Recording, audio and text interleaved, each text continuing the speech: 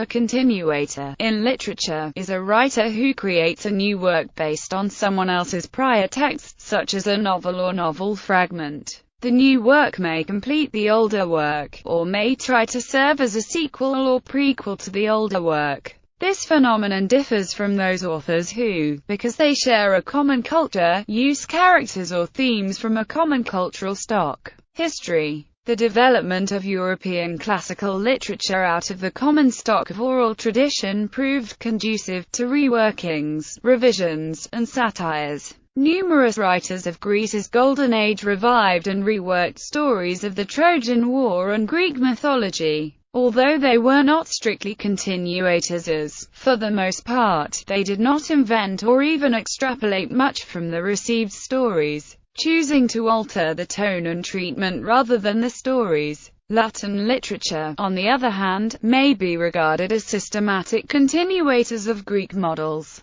The pinnacle of Augustan literature, the Aeneid, is essentially a continuation of the Iliad. This move, by connecting the Roman Empire both culturally and pseudo-historically to the Homeric myth, is commonly viewed as a move by Virgil to legitimize the Roman Empire. For instance, the epic opens with a summary of the progress of Aeneas and his progeny, arms, and the man I sing, who, forked by fate, and haughty Juno's unrelenting hate, expelled and exiled, left the Trojan shore. Long labors, both by sea and land, he bore, and in the doubtful war, before he won the Latian realm, and built the destined town, his banished gods restored to rights divine, and settled sure succession in his line, from whence the race of Alban fathers come, and the long glories of majestic Rome. W.A. Camps expresses this common analysis of Virgil when he writes,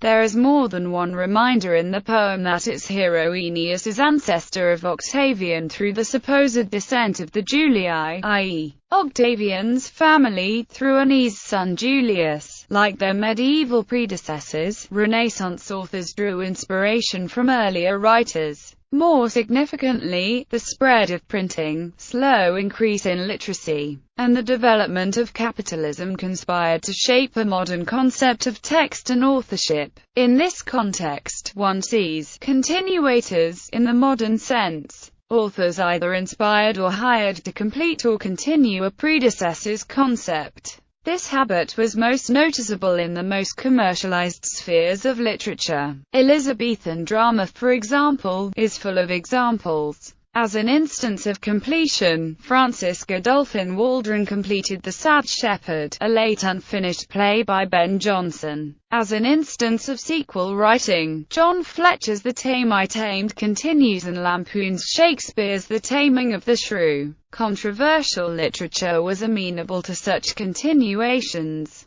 as evidenced most especially by the Martin Marprelate affair. Philip Sidney's Arcadia was continued by Anna Wemyss.